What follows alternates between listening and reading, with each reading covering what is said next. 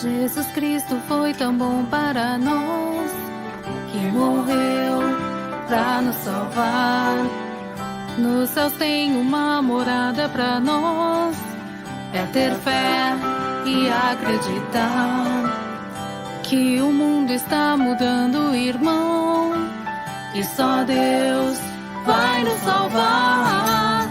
Não deixe a solidão entrar no seu coração, e você vai ver um mundo que é só amor e perdão, e você vai ver paz da alma então.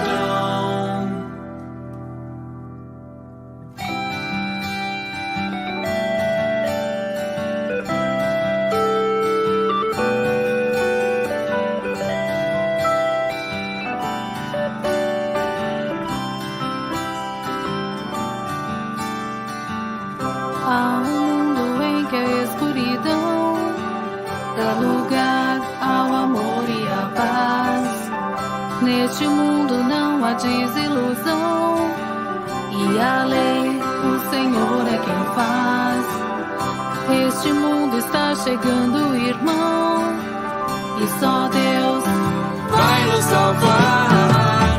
Não deixe a solidão entrar no seu coração, e você vai ver um mundo que é só amor e perdão, e você vai ver paz da alma então. Não deixe a solidão entrar no seu coração, e você vai ver um mundo que é só amor e perdão, e você vai ver paz da alma então.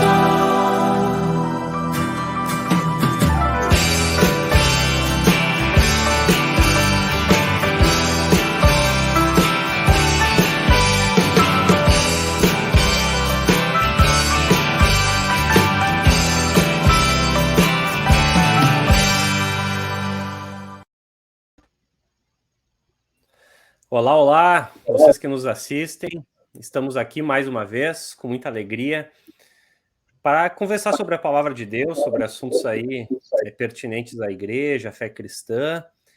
E hoje um assunto muito interessante, até por isso nós também temos um convidado muito especial, que já vai se apresentar. Hoje a gente quer falar sobre guerras no Antigo Testamento. Caminhos para que a gente possa entender uma questão às vezes tão complexa e que nos desperta tanta dúvida e tanta curiosidade, a gente poderia dizer assim, né? Como é que a gente pode entender aquelas guerras que aconteciam com a nação de Israel? Então, por isso, hoje, para tratar sobre esse tema tão especial, a gente trouxe também um convidado muito especial, o pastor Lucas Becker. E primeiro eu vou dar a palavra para o Rodrigo e depois eu vou pedir para o Lucas aí saudar o pessoal e fazer uma breve apresentação dele aí. E aí, Rodrigo, tudo na boa? Fala, gente boa, tudo bem com vocês? Espero que sim.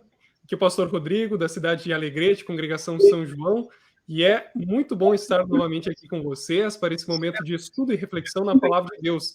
Uma temática que provavelmente vocês já se depararam, as guerras no Antigo Testamento. Se temos um Deus que é amor, um Deus que é misericordioso, por que ele mandou matar? Né? Então, essas são perguntas aí que muitas vezes a gente pode se fazer e nem sempre a gente tem a resposta certa e adequada para essa pergunta. Então, é diante desse contexto, diante desta pergunta, que nós queremos hoje estudar, então, essa temática, hoje, junto de vocês.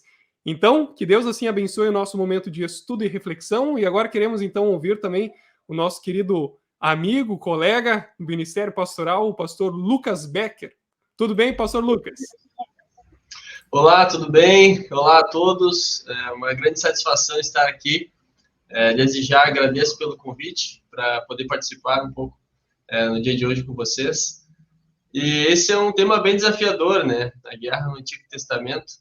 Eu sou o pastor Lucas Becker, eu sou pastor na cidade de Campo Bom, no Rio Grande do Sul, na comunidade da Paz. Comunidade da Paz aqui. No ministério, compartilho o ministério com o pastor Aurélio da Londer, que também é pastor aqui em nossa comunidade. Então, somos pastores aqui em Campo Bom, no Rio Grande do Sul. Isso aí, somos colegas de distrito, eu e o pastor Lucas, nós aqui em Sapiranga, a Congregação da Paz aqui é muito próximo, assim, 15, no máximo 20 minutos a gente já está ali, chega muito rapidamente ali, somos colegas de distrito aqui no distrito de Vaze. Então, Lucas, a gente poderia talvez começar te fazendo uma pergunta, assim, o Rodrigo chegou a comentar, assim, geralmente a gente fala de um Deus de amor, um Deus de graça, e quando a gente olha aquelas guerras no Antigo Testamento, muitas pessoas às vezes caem na tentação de achar que é um Deus diferente que está aparecendo lá nas páginas do Antigo Testamento, né? Então, alguns já costumaram até falar assim, o Deus do Antigo Testamento ou o Deus do Novo Testamento, às vezes a gente vê as pessoas falando assim. Seria esse mesmo Deus das Escrituras, o Deus da graça, o Deus do amor e o Deus lá do Antigo Testamento? Essa é uma boa pergunta, né? Uma pergunta difícil também. Mas nós sabemos que, na partir das Escrituras Sagradas, sim, nós temos um Deus só, que é o Senhor por toda a história e o Senhor por toda a Escritura. E para poder entender um pouco aí sobre o Antigo Testamento, nós temos que passar por alguns passos, né? Passos que eu digo para poder entender a história da guerra, são passos que são importantes para entender a história do próprio povo de Israel, e também passos que automaticamente estão conectados com o jeito com que nós lemos a Bíblia, com o jeito com que nós interpretamos, porque são textos bíblicos, né? Então, nós precisamos entender o texto no seu contexto, e depois, numa última análise, o que isso tem a ver conosco hoje, né? Por isso é importante sempre o estudo da palavra. Comentaste sobre a questão de acharem que ser um Deus diferente, né? A gente até tem dados aí que, numa heresia condenada por Marcião de Sinop, né? Sobre alguém que afirmou que haviam deuses diferentes, mas nós vemos um Deus que é o mesmo Deus. Porém, nós vemos o que alguns poderiam chamar ou dizer que algumas coisas estavam ocultas no Antigo Testamento e isso se torna revelado no Novo, né, quando vem Jesus. Ou alguns dão exemplo de uma rosa, né? Você tem uma rosa fechada e essa rosa é como se fosse o Antigo Testamento. E quando vem, então, Jesus e o Novo Testamento, essa rosa está aberta. É a mesma rosa. Porém, agora você tem profecias e você tem o cumprimento dessas profecias na pessoa de Jesus, né? Até Santo Agostinho, o Novo Testamento está oculto no Antigo e o Antigo revelado no Novo, né? Então, nós temos muitas questões aí. Acredito que para nós podermos entender um pouquinho sobre esse Deus da graça, nós precisamos primeiro olhar de uma forma linear a história, assim, onde está o povo, onde nós estamos e depois o que isso tem a ver conosco, né? Nesse caminho. É um grande perigo que a gente tem de geralmente fazer essa separação do Antigo e do Novo Testamento. Isso foi algo que foi pregado por muitas pessoas do decorrer da história, de fazer essa distinção. Tem inclusive pessoas que nem leem o Antigo Testamento, só querem saber do Novo Testamento. Então, o que nós queremos deixar claro que a linha que perpassa tanto o Antigo Testamento como o Novo Testamento é Jesus Cristo, e ele também está presente no Antigo Testamento. Então, a gente vê vários eventos e acontecimentos que nos lembram e apontam para a obra que Jesus Cristo iria realizar. Então, não estão certos, erram drasticamente aqueles que criticam toda a história do Antigo Testamento e muitas vezes culpam o cristianismo como uma religião que promove a intolerância religiosa. Não é esse o objetivo, né? A gente sabe que existem coisas que aconteceram no Antigo Testamento, mas tudo tem um princípio, um fundamento, e é o que nós vamos, então, dar sequência. E a pergunta que eu lhe faço agora, pastor Lucas, é por que Deus escolheu o povo de Israel? Por que exclusivamente eles? Vamos chegar lá. Eu pedi para o pastor Roger ter uma imagem que ele pode projetar para nós. Essa imagem é mais ou menos assim. A gente vê uma cruz no centro, né?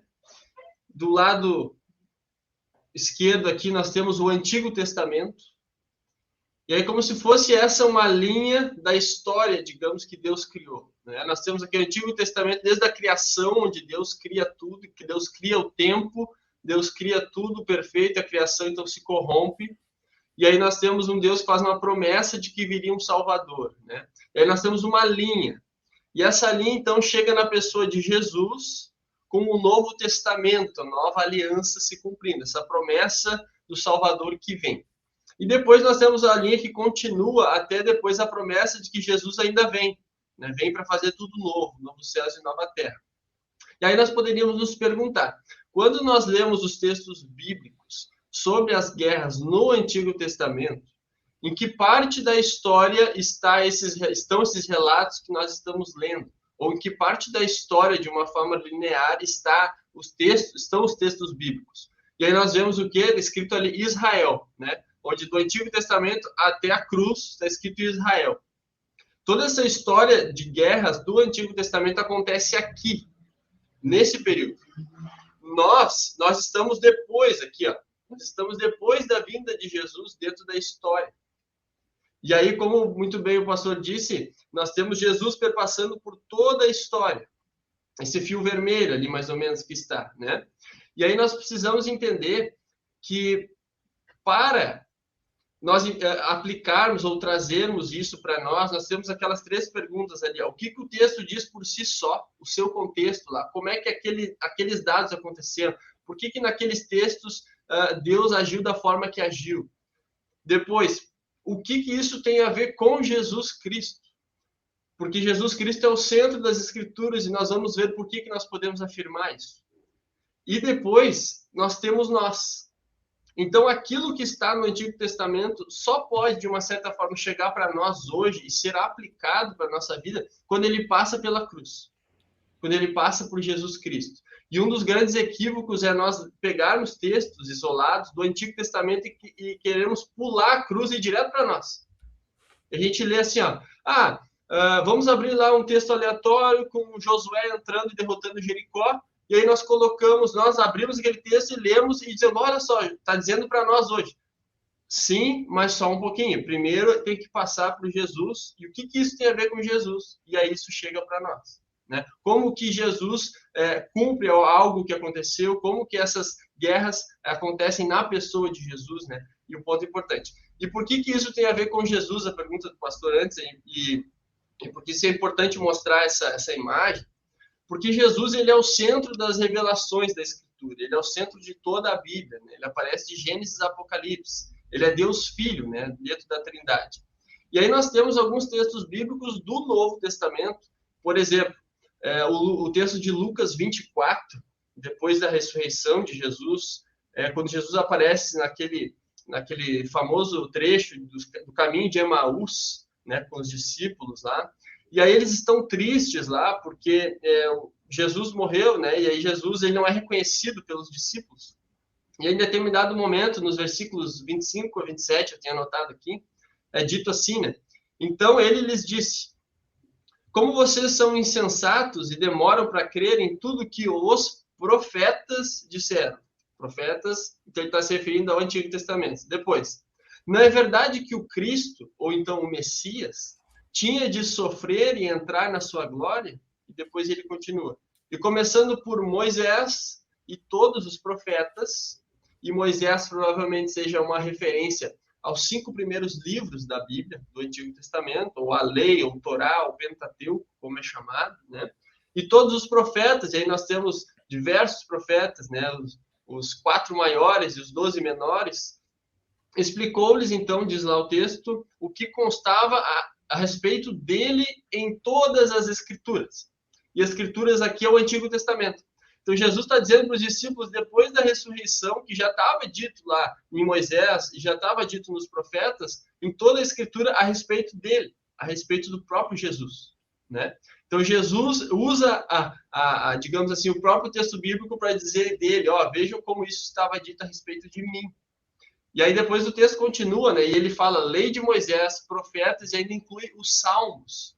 Os salmos também faziam referência ao próprio Jesus, né? Para compreender. Então, eles abriram o entendimento para compreenderem as Escrituras. E Jesus ensinou, então, que as Escrituras falam a respeito dele.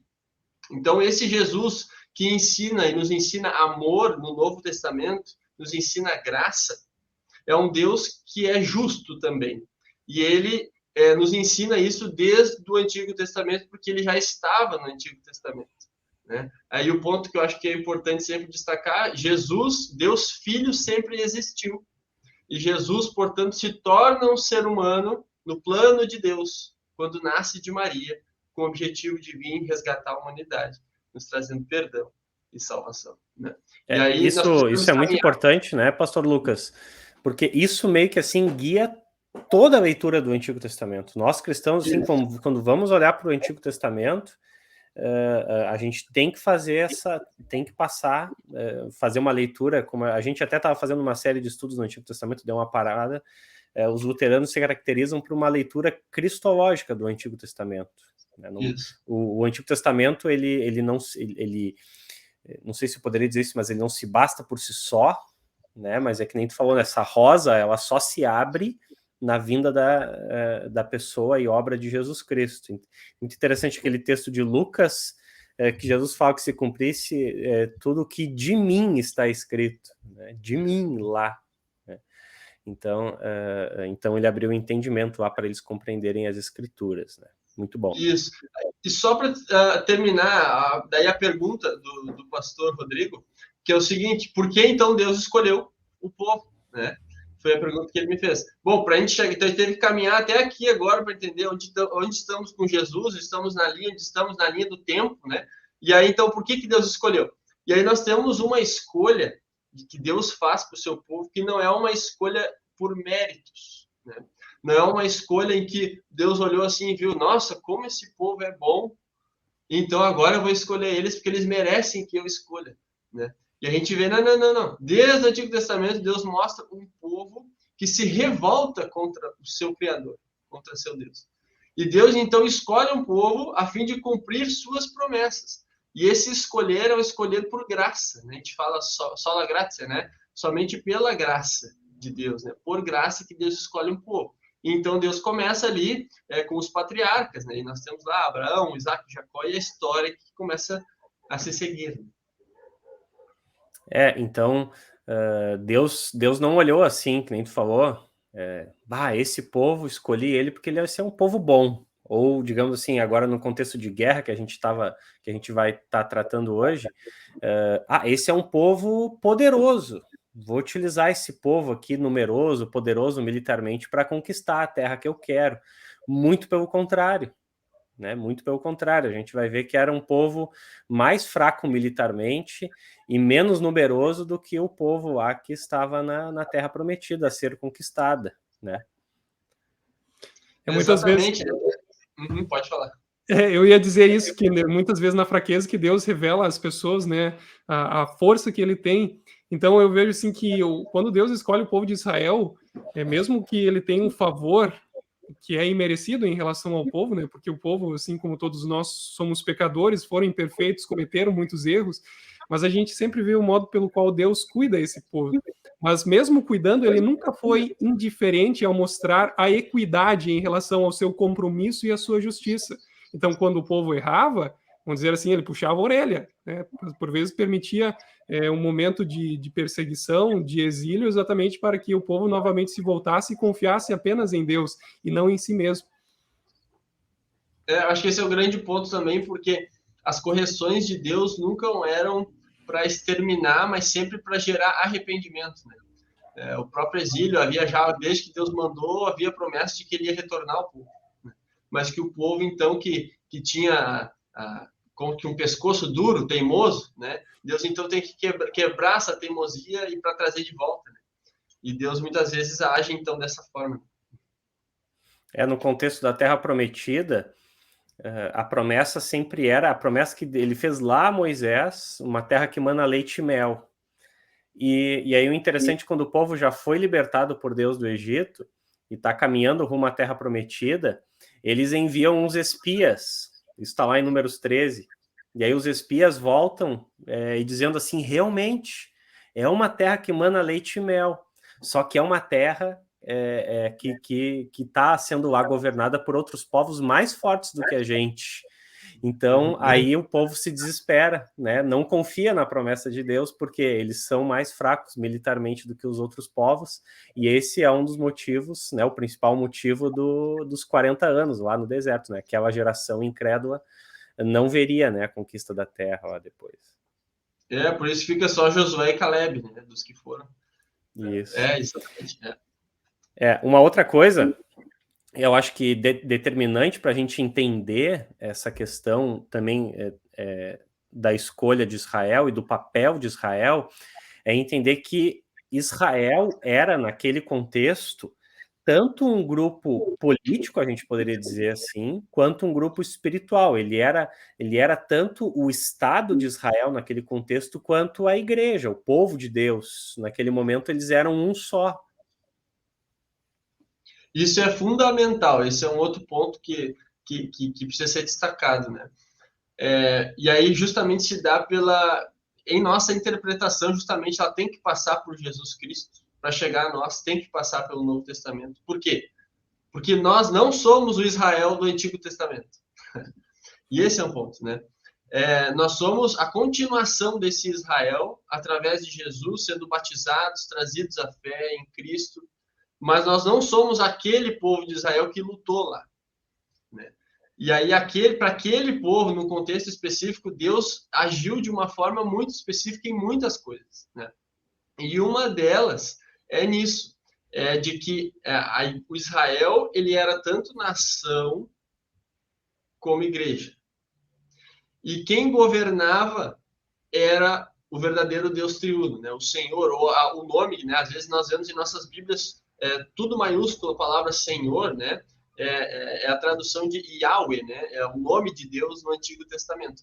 Então, isso, quando aparece, o Senhor, ele agindo, esse Deus triuno, agindo, cuidando do povo, mas ao mesmo tempo governando o povo.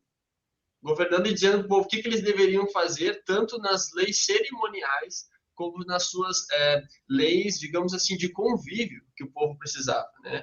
E aí, para essas leis, vamos supor, em nossa sociedade hoje, na diferença entre igreja e Estado, um dos papéis do Estado é promover a paz e punir o mal, né? É o poder da espada.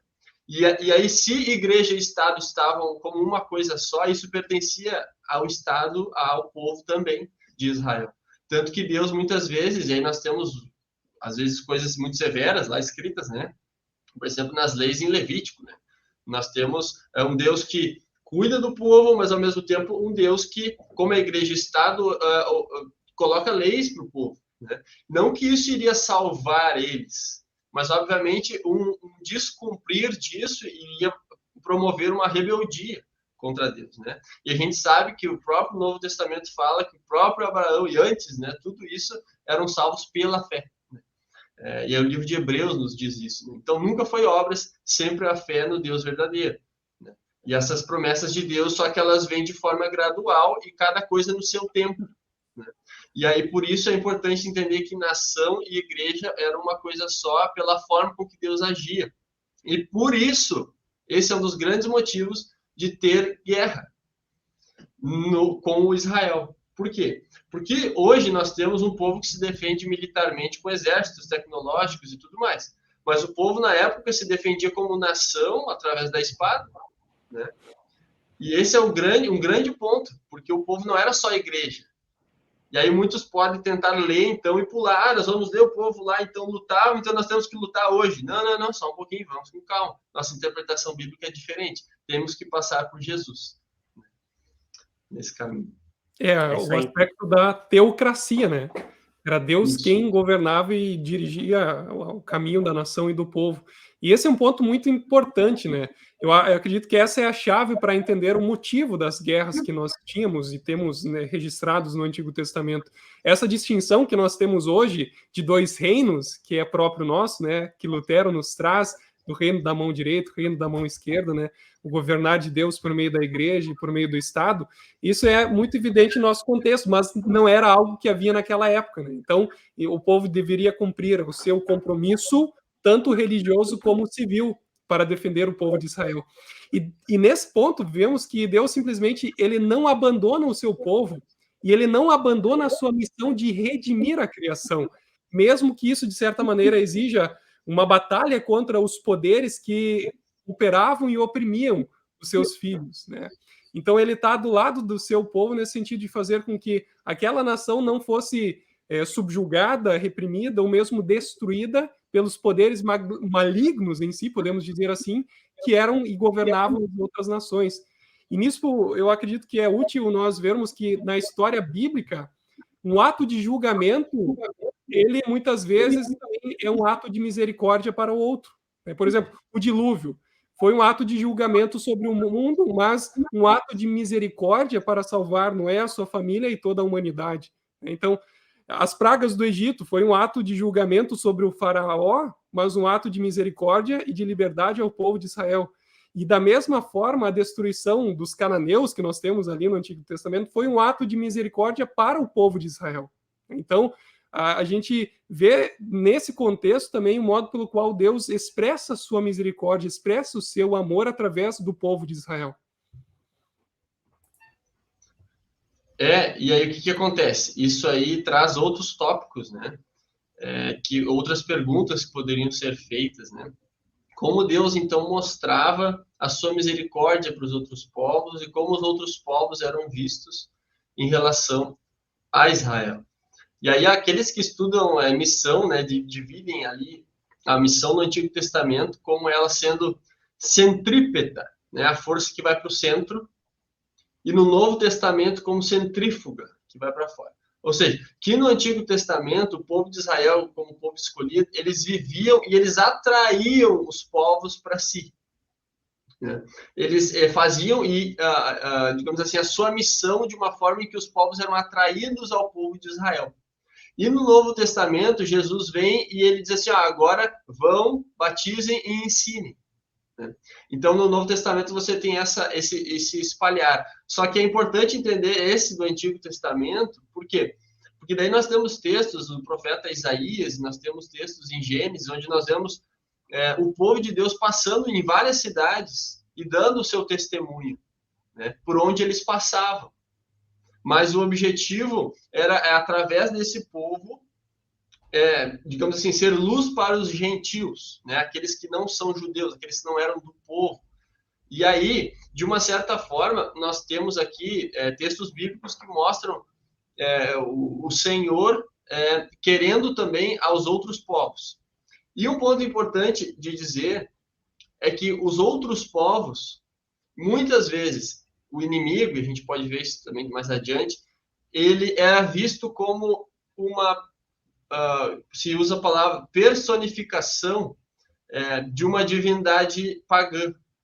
Porque se nós olharmos, por exemplo, assim, o nosso relato da criação, nós temos aí outros livros antigos, históricos, que fazem um relato mitológico de como o mundo surgiu, por exemplo.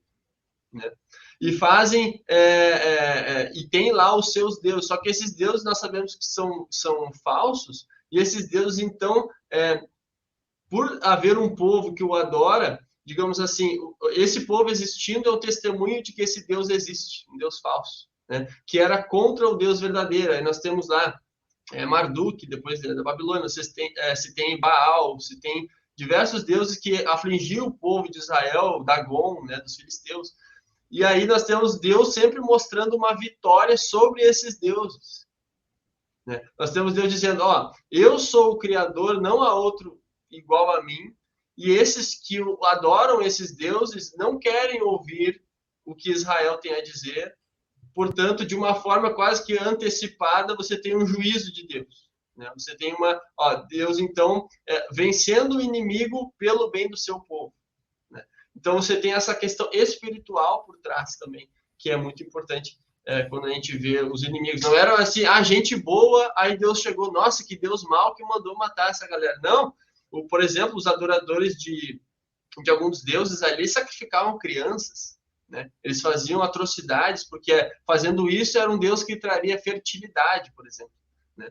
E a gente vê Deus dizendo assim, não, o povo de Israel não vai fazer essas coisas e por isso não vai se misturar com esse povo, porque a nação é Estado, e isso vai deixar vocês salvos. Né? Vai proteger vocês. Nesse sentido aí, de certa forma também as guerras, elas também foram um meio também de Deus livrar aquela terra de tiranias e idolatrias, não é mesmo? Então a gente poderia, acho que eu poderia dizer isso, né, Lucas, de que havia um propósito missional, missiológico, sei lá, ou teológico por trás disso, no sentido de que aquela terra agora seria do verdadeiro Deus, né? Seria, inclusive, melhor cuidada por esse povo escolhido por Deus. Então, a gente poderia enxergar, sim, um propósito de missão por trás também das guerras, não poderíamos? Sim, a gente pode ver isso, né? Até porque antes de haver uma batalha, aí tem alguns passos ali que a gente pode ver depois, mas o povo deveria consultar a Deus se deveria fazer a batalha ou não. Não era o povo sair assim lutando que nem louco, né? Por quê? Porque Deus era o rei, Deus dizia o que eles tinham que fazer ou não. Deus é o dono da terra, então tinha alguns inquilinos maus. Então Deus tem que expulsar esses inquilinos e trazer os inquilinos que ele quer que estejam ali, né? Porque Deus, aí que entra toda a questão, né? A gente sabe até certo ponto algumas coisas, mas outras coisas, quão insondável é a sabedoria de Deus, né? Que nós não temos algumas respostas, né? Mas Deus, nós sabemos aquilo que Deus revela. Então, diante de um assunto assim tão delicado, né, de nós conversarmos, a gente saber também que a gente pode ir até onde Deus nos mostra. E depois disso, a gente tem que deixar na sabedoria do próprio Deus, né? Mas a gente vê como que, tendo esses conceitos, como que muitas vezes a gente tem uma visão distorcida, pegando textos isolados, ou querendo julgar algo da religião, mas não entende o que, na verdade, que Deus estava fazendo é salvando um povo, porque a promessa inclui a terra. Terra perfeita, que não deixa de ser depois a que Deus Jesus vem a prometer, quando vem a novo céu e nova terra, né? Essa questão do distorcimento das coisas, a gente vê hoje assim, como as pessoas hoje são influenciadas por algumas visões distorcidas com relação a isso, de querer enxergar, muitas vezes, talvez Israel sendo um povo que foi lá e subjugou outros povos inocentes, coitados, ou alguém já disse de que Israel fez uma limpeza étnica lá naquela região, enquanto, na verdade, se a gente for analisar, por exemplo, o livro de Josué, a gente vai ver lá que a etnia nunca foi critério determinante para as guerras, porque alguns de fora foram incorporados ao povo de Israel, por exemplo, Rabi e Gideão foram incorporados ao povo de Israel. E outros de dentro, outros etnicamente, como Acã, por exemplo, lá dentro do povo de Israel, foi considerado de fora, foi expulso do povo. Então, o propósito nunca foi uma limpeza étnica, muito pelo contrário, assim, Deus tinha um propósito ali de cuidar bem daquela terra, então livrar, né, como o pastor Lucas falou, aquele povo aquela terra de tiranias, das próprias idolatrias. Então, o Israel não era um grupo fechado ainda, né? Como tu falou, a missão centrípeta, os povos viriam até Israel, Israel seria um meio ali de abençoar as nações, mas não era um grupo fechado, assim, né? Não, aqui e a gente vai ver depois isso também lá, por exemplo, com Ruth, né? Isso mais adiante lá, Ruth... Como Deus sempre tinha esse propósito salvífico por trás, né? E nunca fechou o seu povo, né? Sempre permitiu que outros povos entrassem, então, para o povo de Israel. Sim, e quando ele, lá no início, né? Veja, a gente está falando de vários pontos da história de Israel, né? A gente fala dos patriarcas, fala depois ali da conquista da Terra Prometida, depois ainda tem todo o reinado, a monarquia, né? E aí exílio e tudo mais. Mas a gente vê, e tudo isso há contexto de guerra, em todos os períodos, né? E aí a gente vê o quê? Por exemplo, Abraão lá juntando 300 homens da sua própria casa para libertar Ló, né? Lá no início. E aí, o que acontece? A gente vê essa promessa de abençoar já dada a Abraão, né? A partir de ti abençoarei todas as nações da terra, né? E então é a partir do povo escolhido. E aí a gente vê o quê? Que quando o povo luta, na verdade, Israel lutou, a gente tem que lembrar que Israel era Jacó, né? Mudou o nome, então aquele que luta com Deus, né, e tudo mais. E aí nós vemos que, na verdade, quem luta por Israel é o próprio Senhor, né? E aí tem até um artigo do nosso professor de Antigo Testamento, né, Sir Hyman, em que ele escreve sobre esse tema, assim, de uma forma fabulosa, assim. E aí, em determinado momento, ele traz textos bíblicos que diz assim, que o Senhor, lá em Êxodo 15, o Senhor é homem de guerra. E depois, lá em Êxodo também, que o Senhor pelejará ou lutará contra os povos, né? E, então, mostrando que, na verdade, através do povo, quem dava a vitória era Deus e Deus lutava, né? E o povo, então, se tornava um meio para se cumprir as promessas de Deus, né? Nesse sentido. Nesse ponto, eu acho que é importante também, digamos assim, sublinhar, até porque depois, quando nós vamos no período dos juízes, enquanto ainda não há monarquia ali, o Saul não foi ainda pedido pelo povo para se ter um rei igual as outras nações, né? A gente tem lá em Juízes episódio de que Deus levanta homens com o Espírito Santo para libertar o povo da opressão dos filisteus. O mais famoso deles talvez seja Sansão, né? Mas nós temos ali o episódio de Gideão. E aí, aquele episódio que muitos queriam lutar para libertar o povo, e Deus disse, não, isso aí é muita gente, até que fica só 300 pessoas, né? 300 para lutar contra os midianitas. E aí Deus diz lá em Juízes 7:2, né? Israel poderia se gloriar contra mim, dizendo, a minha própria mão me livrou. Então Deus faz que naquele momento, até de noite, eles não peguem armas, né? Cerquem o acampamento, façam barulho, quebrem os odres, e o próprio acampamento dos midianitas, eles se autodestroem, né? De noite, porque eles pensam que é um inimigo, né? Eles se matam. E aí eles só perseguem aqueles que fugiram depois. Porque mostrando que, povo, não acha que vocês são numerosos, vocês vão conseguir, saibam que isso aqui está acontecendo, quem está dando para vocês sou eu, o Senhor, por amor, por graça a vocês, né? E assim por diante. Então é bem, bem importante isso, né? E é nesse contexto que o povo de fora olhava e percebia, poxa, tem algo diferente nesse povo aí, né? Realmente tem um Deus que está os ajudando. Então é nesse ponto, eu acho que fica evidente essa missão centrípeta, né? Do povo que olha de fora, o modo pelo qual Deus está cuidando desse povo, né? Eu sempre vejo assim, além dessa realidade das guerras, do modo pelo qual Deus esteve do lado do povo, também o tabernáculo, as leis e tantas outras coisas que Deus concedia ao povo como maneira de o identificar diante das demais nações e assim o distinguir. E aí as nações que então encontravam realmente o auxílio de Deus no povo, por meio do povo de Israel, então vinham até aquele povo. Então é interessante esse aspecto também de ser sublinhado. E é interessante que em Êxodo 12, né, e a gente vê daí de novo os povos como personificações do mal, né, de entidades, né? Quando Deus vai liberta o povo com a morte dos primogênitos, a última praga, né, lá do Egito, que também é um evento que constitui uma certa guerra, né? Quem manda as pragas é Deus, né? Deus luta pelo povo para libertar o povo. E quando ele manda a última, lá em Êxodo 12:12, está dito assim, porque naquela noite passarei pela terra do Egito e ferirei na terra do Egito todos os primogênitos, desde os homens até os animais. Aí agora, executarei juízo sobre quem? Sobre todos os deuses do Egito. Eu sou o Senhor. Ele não fala, eu executarei juízo sobre aquele povo lá que eu não gosto, né? Por quê? Porque eles estavam representando e trazendo à tona os deuses falsos do Egito, né?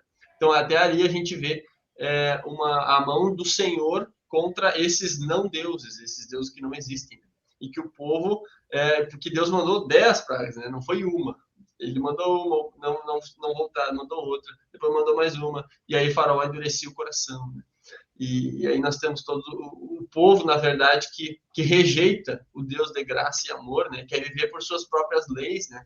Por suas próprias crenças, e Deus então mostra, de uma certa forma, também o seu juízo de uma forma antecipada, porque é muito importante, acho que isso, que hoje se fala de Deus de amor, sim, é verdade, mas o amor em Cristo, né? Não há amor fora de Jesus Cristo. Deus ama o mundo em Jesus, né? E a gente não pode esquecer que é um Deus justo e que o ser humano, por suas próprias forças, pode vir a perder a salvação, pode vir a perder e a ser condenado, algo que de fato existe, né? Por isso, Jesus é o único que salva, que traz consolo, que traz paz, que traz perdão, né? Que está com o povo, né? Esse é o primeiro mandamento. Então a gente poderia, assim, tentar enxergar nas guerras, como a gente viu, assim, e conversou até aqui, tentar resumir, assim, um propósito salvífico de Deus para com o próprio povo de Israel e para com as outras nações também. Também uma questão de cuidado. Outras nações, como o Lucas até falou, né, algumas nações até matavam crianças, não eram nações assim, não eram nações neutras, inocentes, como talvez muitas vezes visões distorcidas nos levam a pensar assim. E o que mais, Lucas, a gente poderia dizer a respeito das guerras, assim, a respeito dos propósitos dela, assim, ou a gente já poderia falar, assim, do Novo Testamento? Por que no Novo Testamento esse tipo de guerra não aparece? Ou tem mais alguma coisa que tu gostaria de destacar? Não, de uma forma bem breve, eu acho que dá para a gente só finalizar essa parte do Antigo, dizer que, por um lado também, o Deus guerreiro, ele é um mistério, né? A gente já falou um pouco quando insondáveis são os mistérios de Deus, mas é um mistério, porque de uma certa forma é uma obra estranha de Deus, né? Até depois é usado em Isaías 28, 21, né? Deus não criou o ser humano para a morte, né? Para a destruição, para contendas. Deus criou o ser humano perfeito, mas o ser humano escolheu tentar ser igual a Deus, revelar, né?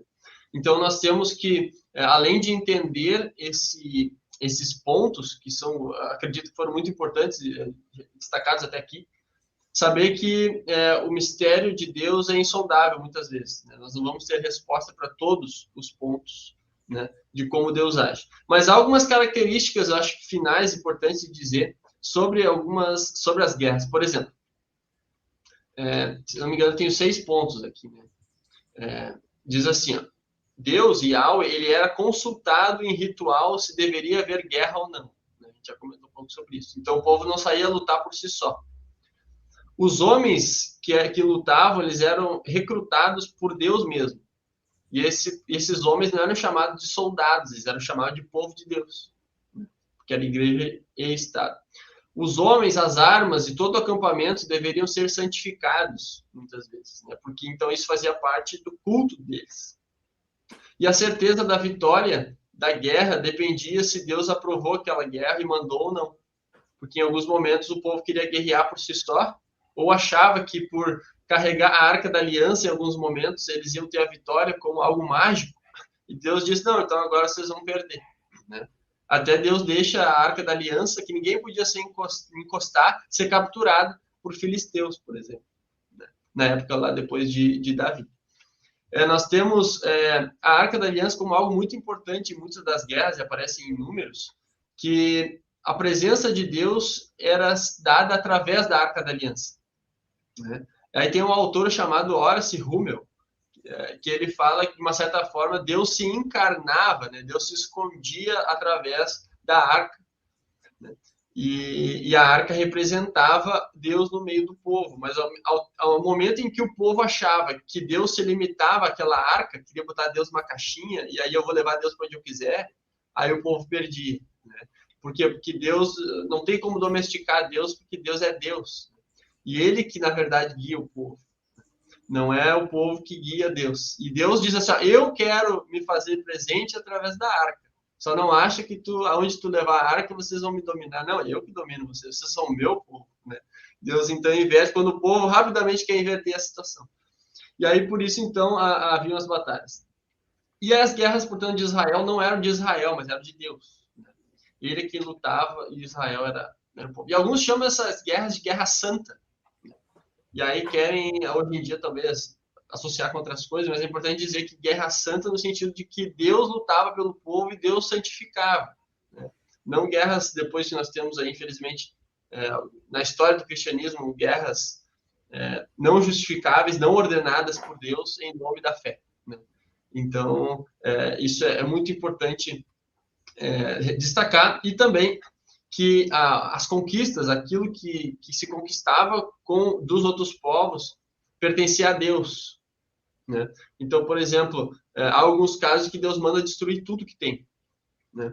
E aí, por exemplo, no caso de Saul, esse foi, se não me engano, a segunda vez que Saul desobedece a Deus e ele não destrói tudo que tem. Né? E ele, daí, então, ele é um dos motivos por Deus destituir Saul e colocar Davi, né? No trono, como algo tipo assim. E o último ponto é que as guerras, elas muitas vezes eram também defensivas. Elas não eram o povo assim, ó, o povo conquistar, por exemplo, Canaã, conquistar uma terra e depois conquistar o mundo e virar o império de Israel. Não era esse o ponto. O ponto era que se cumprisse a promessa de Deus, né, de ter a terra prometida. Então, acho que seriam esses alguns pontos importantes aí sobre as guerras no Antigo, né, para trazer para o Novo.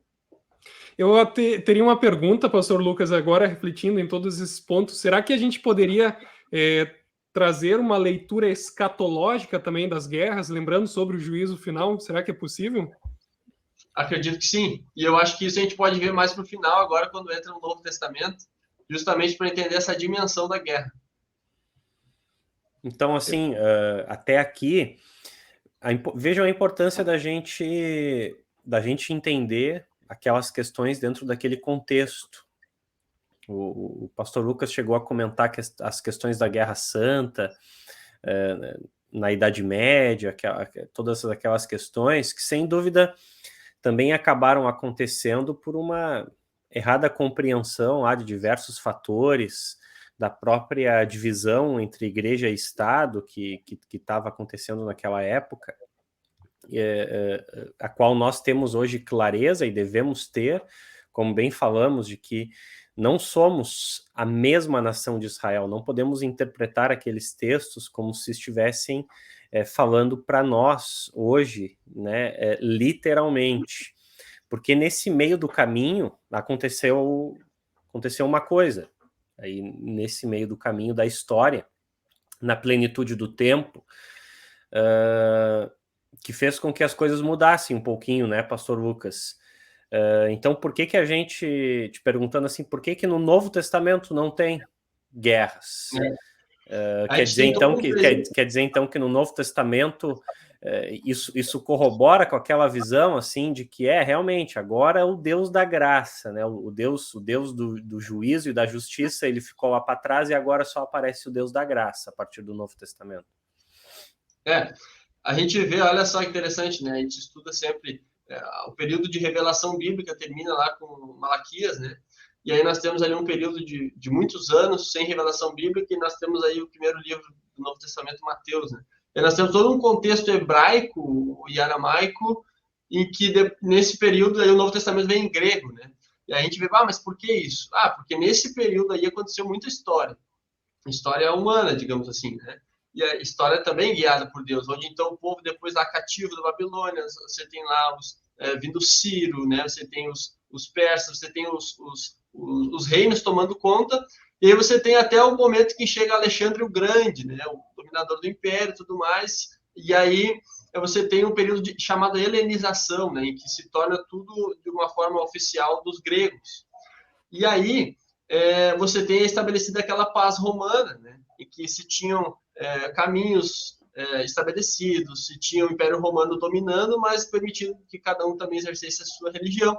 E aí a gente vem lá em Gálatas 4:4, quando o apóstolo Paulo diz lá na plenitude do tempo, né, veio então Jesus nascido sob a lei, debaixo da lei, para resgatar os que estavam debaixo da lei. Bom, nesse contexto então de língua grega, mas que o povo falava, a língua do culto, se tinha o hebraico, o aramaico, nós temos a vinda de Jesus cumprindo a profecia e as profecias do Antigo Testamento, dos profetas, dos Salmos, de Moisés, de todos lá, dizendo que agora Deus está abrindo a rosa, né? Deus está cumprindo, enviando o seu filho Jesus. Então ele nasce de Maria, nós temos todo o episódio, e nós temos o primo dele, então João Batista, anunciando, preparando o caminho, e aí ele diz, eis o Cordeiro de Deus que tira o pecado do mundo. E aí, então, Jesus ele é batizado no ministério, né?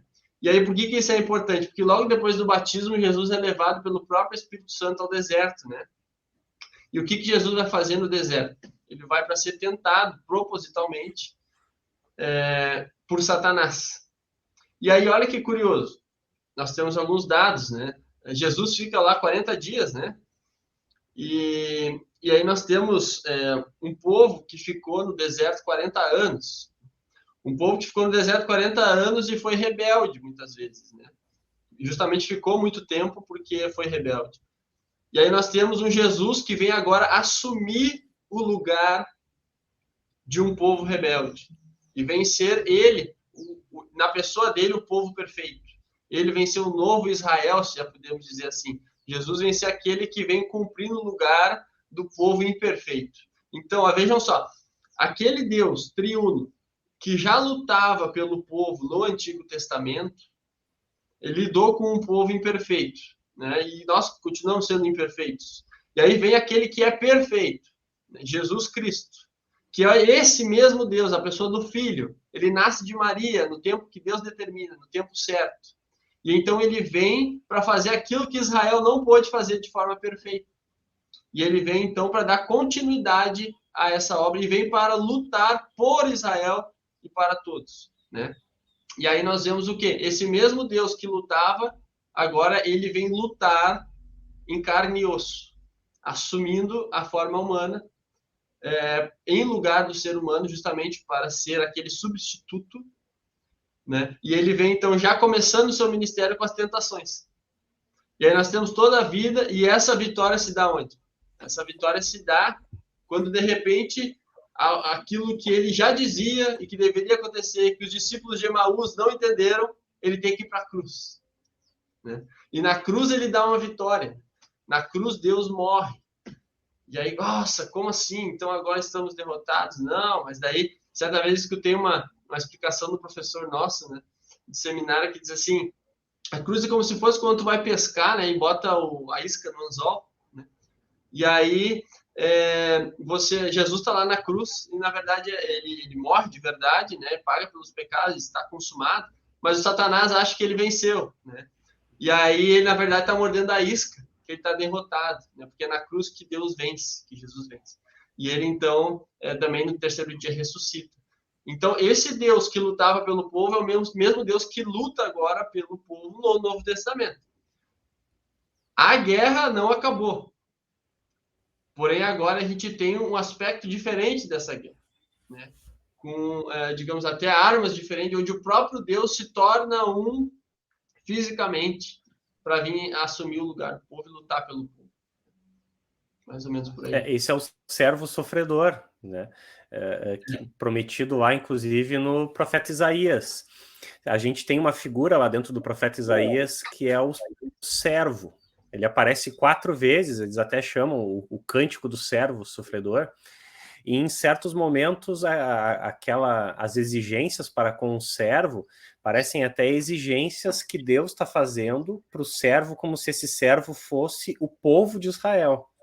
Inclusive, os judeus ainda hoje interpretam aquele texto como se fosse uma referência ao povo como um todo de Israel. E aí é nesse sentido que vem o servo sofredor de Isaías 53, que aí poderíamos dizer que ele é o novo Israel. Ele é a incorporação, ali, a unificação desse povo na sua pessoa, que veio ser perfeito e morrer em lugar, né, pelos pecados desse povo, como Isaías 53 lá descreve de forma tão bela e chocante, poderíamos dizer assim, né? Então, já prometido lá, né, o Messias é o servo sofredor, prometido lá em Isaías, que com a sua morte venceu, né, venceu em lugar deste povo, não é mesmo? Isso mesmo. E esse é o ponto, e por isso que Jesus é o centro, aquilo que a gente falou bem no início, né? É importante entender, naquela linha que a gente fez na imagem, é isso. Esse Jesus que assume o lugar do povo, e pelas suas pisaduras somos sarados, diz lá, né? Isaías 53, é fantástico esse texto. E justamente é isso, esse Jesus que vem assumir o lugar do povo, para salvar o povo e para viver com o povo, estar presente com o povo, né? E guerrear pelo povo, por isso a guerra, né? Deus que luta. E por isso a guerra nessas dimensões do Antigo e do Novo Testamento, sendo o mesmo Deus de graça, o mesmo Deus de amor, e que age assim na nossa história, na vida de cada um. Se Cristo já venceu a batalha, e nós cremos nisso e sabemos disso, E, de fato, de certa maneira, nós vivemos num contexto ainda de batalha, só que as armas que nós utilizamos hoje são diferentes, né? O contexto de guerra é diferente. E aí é importante a gente fazer essa distinção do Antigo para o Novo Testamento e também talvez interpretar qual é a batalha que hoje nós enfrentamos e quais são as armas que nós estamos utilizando. Esse é um ponto muito importante. Dentro dessa... Lembrando que Novo Testamento tem a ver com nova aliança, né? Não no sentido de que ela é totalmente nova, mas ela é renovada, né? Ela é cumprida na pessoa de Jesus, né? Aquela questão da rosa que a gente falou, que se abre. E aí nós vemos uma continuação dessa guerra do Antigo Testamento na pessoa de Jesus. E aí nós temos textos bíblicos, por exemplo, do apóstolo Paulo, falando das batalhas espirituais. E nós temos, então, um contexto mais, digamos, em que Deus continua a lutar por nós, conosco, todos os dias, nos livrando das garras do diabo, dos seus anjos, das potestades, do ar e tudo mais. Nós temos, então, Efésios 6, né, que famoso texto que fala da armadura, fala no contexto de guerra, mais ou menos, né? Até a gente vê, são utensílios até defensivos que são usados lá em Efésios, né? Mas daí é de lá, porém, as armas desse conflito agora é palavra e sacramento agora. A palavra é estar unido a Cristo, que se revela a nós no batismo, que se revela a nós na Santa Ceia, dada a nós e fortalece nossa fé, nos dá perdão, né? Isso é oferecido nos cultos, né? Então, está ligado a esse Cristo que se revela na palavra, né? Cada vez que essa palavra é aberta, lida, meditada, é pronunciada, que a gente escuta, né? Deus age por isso. Então, Deus continua a agir na nossa vida dessa forma, nos livrando das potestades do ar, dos principados, né? Com as armas espirituais. Mas é importante também notar que, por mais que seja uma batalha espiritual, não é uma batalha no mundo das ideias. Essa batalha espiritual, digamos assim, quando a gente fala, por exemplo, do batismo, né? O apóstolo Paulo fala que nós morremos e ressuscitamos com Cristo no batismo. Tá, mas fisicamente aquela criança não está ali, ela está viva. Como é que ela morre, né? Nós sabemos, todos nascem mortos, precisam de vida, né? Essa vida que o Espírito Santo dá. Mas essa vida que o Espírito Santo dá promete uma vida de carne e osso futura. Por isso que Jesus ele ressuscitou, não para que morramos e ressuscitamos, podemos ressuscitar de uma forma espiritual apenas, mas para que nós vivamos com ele quando ele voltar de carne e osso, né? Possamos ressuscitar e viver fisicamente. Isso que é espiritual, essa fé, ela tem implicações físicas para nós, né? Com o nosso corpo, que é templo do Espírito Santo. Então, nós temos aí Jesus ressuscitando, não é à toa, para ele dizer, ele é a primícia, depois dele, todos que ressuscitarem agora vão ressuscitar para agora, para viver de carne e osso eternamente, né? No novo céu e na nova terra. Então, isso é maravilhoso. Essa é a promessa do Deus que luta por nós, né? E que hoje nos sustenta, nos mantém nessa luta com esses alimentos, né? Que é dado através da igreja. Então talvez alguém vai pensar assim, tá, mas e a espada, quem é que executa? Assim, agora a nossa realidade é que nem a música dos Beatles, né? Imagine all the people, né? Vivendo em paz aí no mundo. Na verdade não é, o Estado agora, não mais a nação de Israel, o Estado continua punindo o mal, né? Continua fazendo uso da espada para punir o mal. O trabalho da igreja agora, do novo Israel, do povo de Deus, do corpo de Cristo, é justamente, nós continuamos tendo uma batalha. Aquele texto de Efésios 6, Paulo diz lá, né? Porque a nossa luta não é contra o sangue e a carne, mas contra os principados e as potestades, contra os dominadores deste mundo tenebroso, contra as forças espirituais do mal nas regiões celestiais. Aí ele fala a questão de peguem toda a armadura de Deus. Que armadura é essa? São os meios que o próprio Deus nos deu para lutar. De certa forma, como o Lucas muito bem lembrou também, ali definições de utensílios ali, armaduras de guerra basicamente defensivas, assim. Então, que armas são essas? Palavras e sacramentos que a igreja utiliza, né, nessa batalha espiritual, mas que tem consequências escatológicas, no sentido do escatos, que é os tempos do fim, nessa restauração final de todas as coisas. Então, em que momento da história nós nunca vamos conseguir alcançar aquela paz temporal, né? Nem com o Estado e nem se fizéssemos aí guerras santas para tentar conquistar isso, né? Mas a nossa esperança é justamente na volta de Cristo, né? No novo céu e na nova terra, em que todas essas coisas serão restauradas e serão feitas novas, né? E isso não só um novo mundo espiritual, né, mas uma restauração de todas as coisas, também com implicações para o mundo físico, né? Esse nosso mundo físico que está manchado pelo pecado, só é do jeito que é por causa do pecado, mas que será restaurado de uma vez por todas na volta de Cristo. Enquanto isso, a nossa batalha é usando as armas, os meios que Deus nos deu, que nós chamamos de meios da graça, né? A palavra e os sacramentos, que é o que nos mantém nessa esperança até a volta do Senhor Jesus. E aí alguns às vezes podem pensar, né? Então eu vou sair usando as minhas armas aí agora, então, contra, né? Sim, de uma certa forma, não deixa de estar certo, mas ao mesmo tempo a gente não tem capacidade, né, para isso. E aí, uma certa vez, até numa pregação sobre o texto lá da tentação de Jesus, né, no deserto, alguém falou assim, o máximo que eu posso fazer é me esconder debaixo de Jesus, dos braços de Jesus, né, para que ele, então, me proteja, né? Então, vem a tentação, eu junto as mãos em oração, peço a Deus para que ele vença por mim, porque eu não consigo sozinho, eu não tenho força, né? Ele me dá força, né? Então, essa dependência de Deus como aquele que luta por nós. E aí, antes o pastor Roger comentou a questão diante da sociedade, né?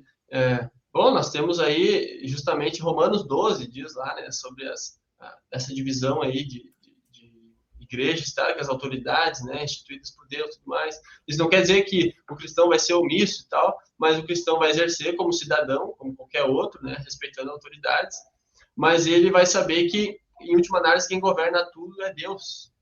Ele é o Todo-Poderoso, né? Ele é o dono de tudo, ele é o que criou tudo, ele é o que salva tudo, né? Mas então, e só para terminar, essa questão da paz que falaste é muito importante, porque no texto bíblico, paz, principalmente no Antigo Testamento, aparece como shalom, né? E shalom é aquela paz, saúde, bem-estar. É o bem-estar com Deus que só Jesus dá. Então, a gente tem só esse bem-estar com Deus aí, com o Pai, por causa de Cristo, o nosso Deus guerreiro, porque Ele é Yahweh, Ele é o Senhor. Então, é isso, dessa parte.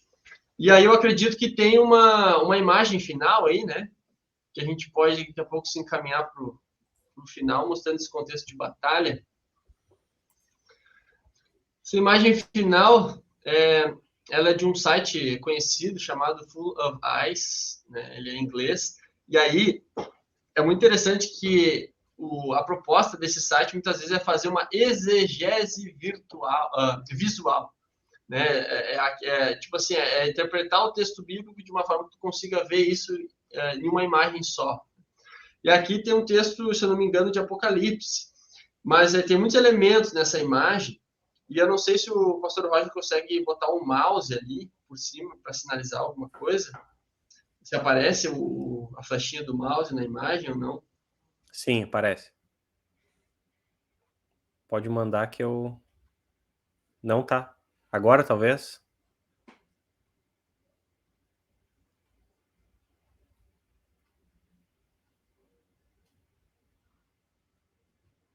Parece? Voltou? Acho que eu tinha dado uma caidinha aqui, mas voltei. Tá aparecendo, né? Tá aparecendo. Isso, o teu mouse tá. Aí, você coloca ali... Vocês estão vendo um cordeiro? Conseguem ver um cordeiro aí? Estão vendo, né? Sim. Tá. Aí, bem no pescoço desse cordeiro tem um faixa vermelho, como esse cordeiro sendo morto, né? Esse cordeiro é Jesus Cristo, tá? E aí, vocês conseguem agora ver através do olho o leão que se forma atrás com a juba? Olha só. Aqui tá a boca do leão. Dente na boca, isso, e agora é um leão, né? E atrás a cruz e tal, mostrando o quê? Que aquele cordeiro que parecia inofensivo, que foi morto na cruz, na verdade era o leão de Judá. Na verdade é ali que ele vence. E aí como que ele vence? Daí nós temos esse rio de sangue, o sangue do cordeiro. E aí bem embaixo, a pata do cordeiro está sobre uma estaca que dá na cabeça de uma cobra, né? Que é para ser então a vitória e a promessa lá de Gênesis 3,15, que é esmagar a cabeça da serpente. Então, quando Jesus vem, ele detona, ele mata, destrói as forças do mal e do diabo. E alguém poderia perguntar, tá, mas ainda a morte, sim, o apóstolo Paulo fala, a morte ainda nos atinge, ela, apesar de ser destruída, de ser vencida, ela é o último inimigo a ser destruído. Né? E aí nós vemos o quê? Atrás, um símbolo branco, assim, com uma pedra como se, apontando assim para a pedra que rolou do túmulo lá de Jesus, né? Apontando para a ressurreição e para a vida que tem em Jesus Cristo. Então, para mim, essa imagem, quando eu vi ela a primeira vez, ela me impressionou bastante. E ela, sempre quando eu posso usar ela, eu uso. Eu acho que ela fala muito. Onde tem no mesmo cordeiro, tem um leão. E aquilo que parece loucura para o mundo, na verdade, é a grande verdade. E a grande salvação de todos nós. Então, esse Deus que guerreou no Antigo Testamento, se tornou um ser humano para guerrear, dando a sua própria vida e ressuscitando, para que todo que nele crê não pereça, mas tenha vida eterna. Acho que essa é a grande mensagem. É isso aí. Fantástico. Um baita tema, né?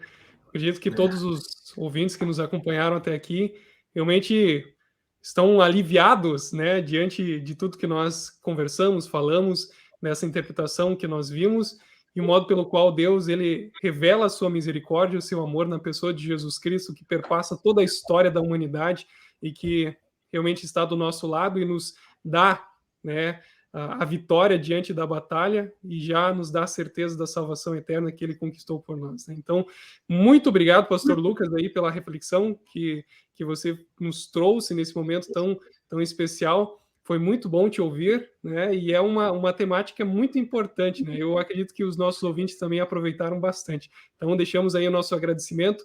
Eu desejo que o bondoso Deus continue abençoando o teu trabalho, né? E é muito bom anunciarmos esta mensagem, né? Da vitória que Cristo conquistou por cada um de nós, que nos dá a certeza da vida e da salvação eterna.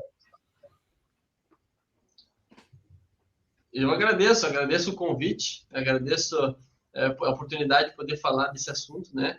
Que a gente estudou um pouco. Então, é sempre bom falar das maravilhas de Deus, né? E poder, então, ainda mais nesses assuntos que podem, às vezes, ser distorcidos, trazer aí essa linha cristológica de Cristo, né? De Jesus Cristo. Muito obrigado pelo convite. Muito feliz de estar com vocês. Valeu. Eu só poderia dizer amém aí para as tuas palavras finais, né? E te agradecer imensamente aí pela presença. Como o Rodrigo bem falou, desejar que Deus abençoe teu trabalho. Um abraço aí para a Congregação da Paz de Campo Bom, pastor Daulonder, e que Deus abençoe e cuide aí ricamente aí de vocês. E assim como já tem cuidado, aí a gente vê né, o quanto Deus tem cuidado de vocês, aí tem abençoado o trabalho de vocês, a gente fica feliz também de estar pertinho aí, de sermos colegas do distrito, né? E ficamos felizes de podermos estar aqui unidos virtualmente e assim também alcançar mais pessoas, lá com o Rodrigo do Alegrete, e alcançar mais pessoas aí, tentando aí desatar esses nós desse assunto tão complexo, e que não tenho dúvidas de que foram desatados vários nós aí que nos ajudam a compreender essa questão bastante complexa aí. Valeu, Lucas. Mais alguma coisa que queria dizer? Não, só agradecer de novo e dizer que Deus abençoe o ministério de vocês também, né? Que o ministério é sempre um grande desafio, né? E é Deus, então, também lutando por nós, né? E nos ajudando todo dia em diversos desafios que nós temos aí. E sabendo que a igreja é dele e o ministério é dele. Isso aí. Amém. Perfeito. Então a gente tem uma música aqui para terminar agora, e que fala justamente né, uma oração aí pedindo que Deus fortaleça a sua igreja e que assim Deus então nos cuide e guarde a todos vocês e nos vemos aí semana que vem. Abraço, fiquem com Deus, Deus guarde a todos. Valeu!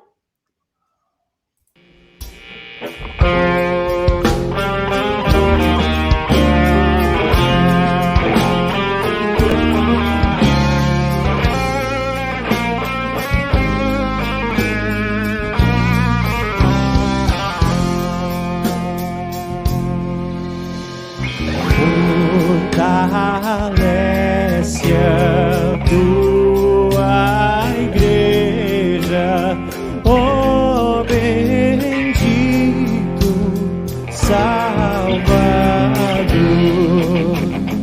Dá-lhe tua plena graça, vem renova seu vigor, vivifica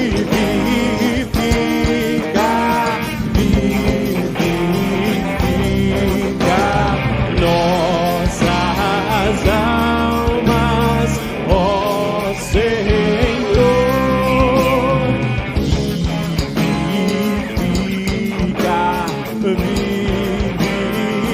vivifica nossas almas, ó Senhor.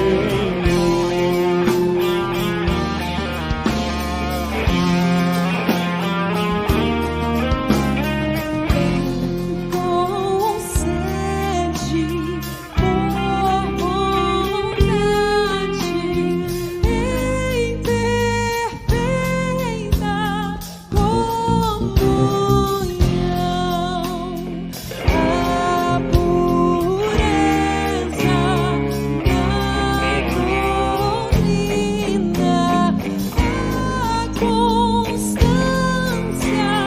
na oração, purifica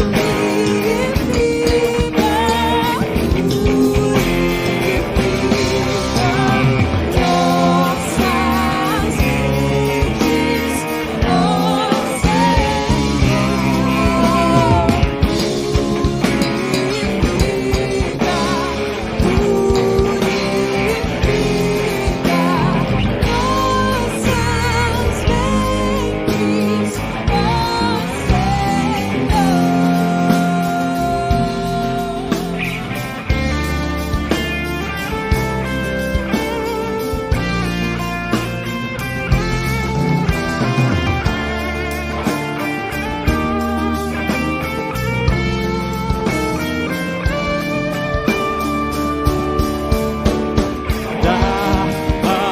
Amor, fé e esperança ao rebanho, ó Jesus, a pregar teu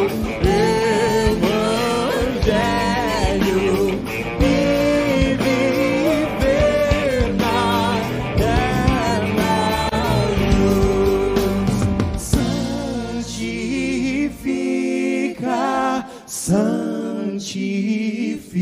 Santifica nossas vidas, ó Senhor.